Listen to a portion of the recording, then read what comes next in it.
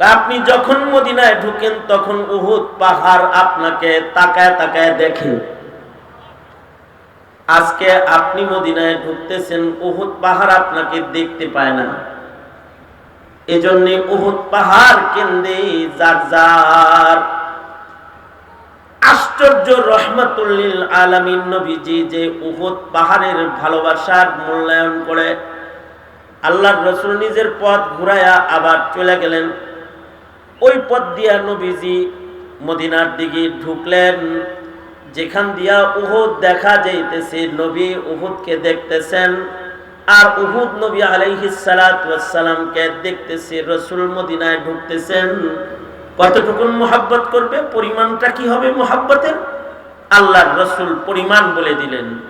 قال رسول الله صلى الله عليه وسلم قال رسول الله صلى الله عليه وسلم لا يؤمن أحدكم حتى أكون أحب إليه من والده وولده والناس أجمعين।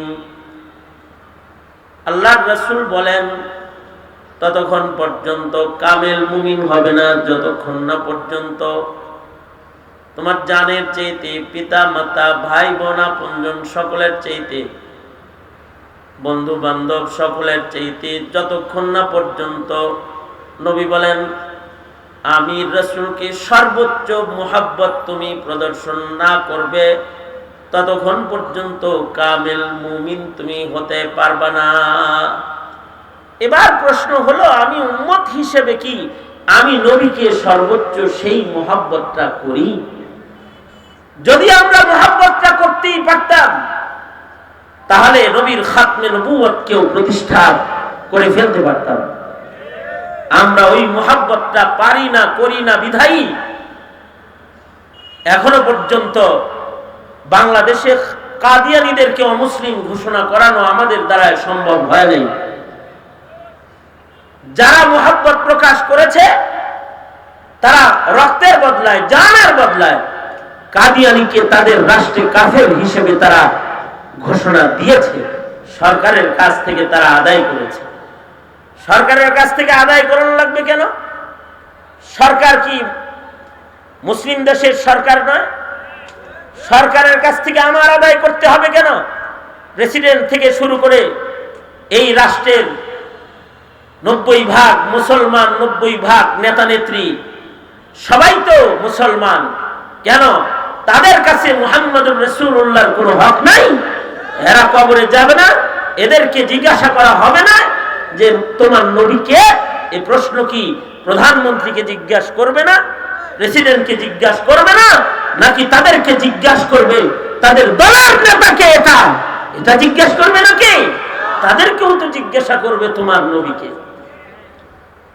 কিন্তু আমরা ব্যর্থ যে আমরা নবীজির মুহাব্বত কতটুকু রাখতে হবে এটা বুঝাইতে অক্ষম হয়েছে। অথচ আল্লাহর রাসূলের মুহাব্বত মুমিন হিসেবে আমাদের থাকা, ঈমান কামেল হওয়ার জন্য শর্ত।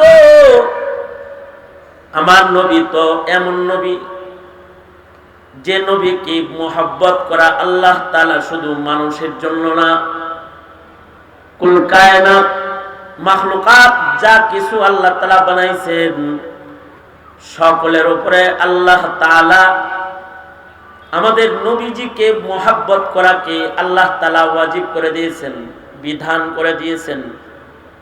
এই কারণেই জামাদাত, নাবাতাত, হাইওয়ানাত যা কিছু আছে সৃষ্টির সবাই নবীকে মুহাব্বত করে।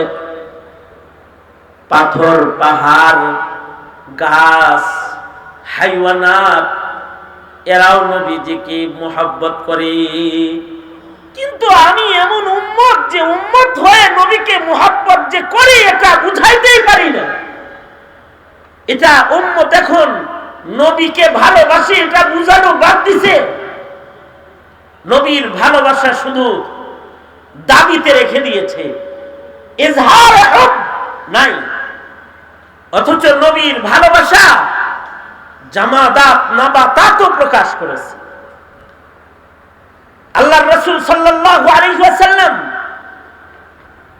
আবু বকর ওমর সহ সাহাবায়ে কেরাম সহ একবার উহুদ পাহাড়ের উপরে গিয়ে দাঁড়ালেন।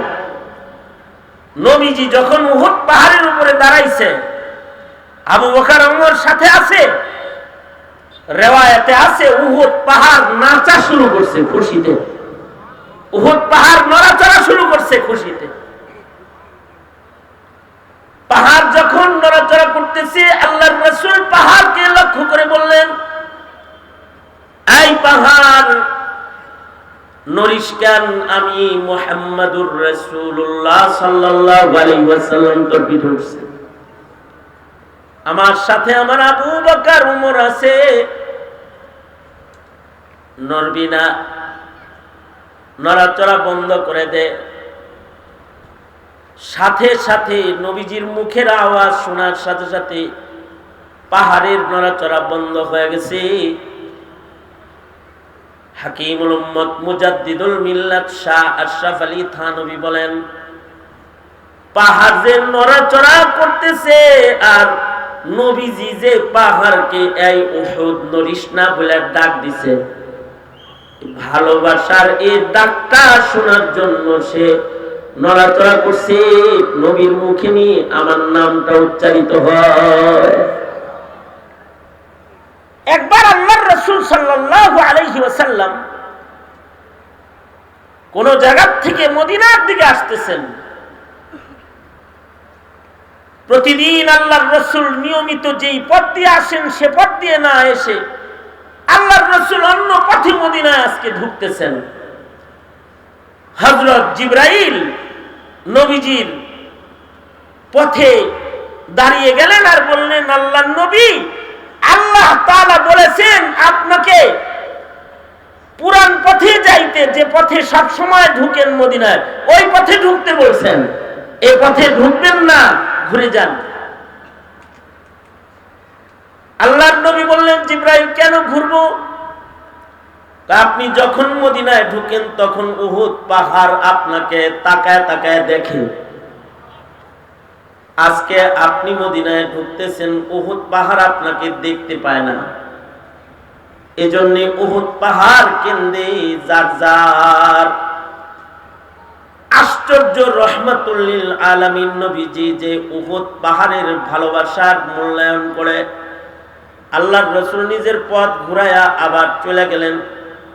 ওই পথ দিয়া নবীজি মদিনার দিকে ঢুকলেন, যেখান দিয়া উহুদ দেখা যাইতেছে। নবী উহুদকে দেখতেছেন আর উহুদ নবী আলাইহিস সালাতু ওয়াস সালামকে দেখতেছে। রাসূল মদিনায় ঢুকতেছেন, উহুদ পাহাড়ের পাদদেশে দাঁড়ায় আল্লাহর রাসূল বলেন, এই সাহাবীরা, হাদা উহুদ ইউহিব্বুনি ওয়া উহিব্বুহু, এটা উহুদ পাহাড়, ও আমি নবীকে ভালোবাসে, আমিও ওকে ভালোবাসি। আমি ওকে ভালোবাসি, ও আমাকে ভালোবাসে। পাহাড় নবীকে ভালোবাসে, এই ভালোবাসার স্বীকৃতি নবী দিল। কেন? তার নড়াচড়া, তার কান্না, তার আবেগ দিয়ে সে বুঝাইছে আমি কিন্তু আপনাকে ভালোবাসি। নবীজি ভালোবাসার স্বীকৃতি দিয়েছেন। আমরা তো উম্মত নবীজির, আমাদের জীবনে কি নবীর নামে এতটুকু নড়াচড়া আছে? অথবা নবীর নামের এতটুকু চোখের পানি, গায়ের ঘাম কি আছে যে আমাদের ভালোবাসার স্বীকৃতি নবী দিবে? যদি নবী স্বীকৃতি দেয় তো কাউসার পেয়ে যাব, হাউজে কাউসার পেয়ে যাব, শাফাত পেয়ে যাব। আর যদি স্বীকৃতি না পাই, স্বীকৃতি না পেলে তো ময়দানে মাহশারে বিচারের আদালতে আসামির কাঠ গড়ায় দাঁড়াবো। কোনদিন কি চিন্তা করেছি যে আমার মুসলমানিত্ব আর আমার নবী প্রেমের স্বীকৃতি আমার নবী দিবে? তো এটা তো কোনো সময় চিন্তাও করি নাই।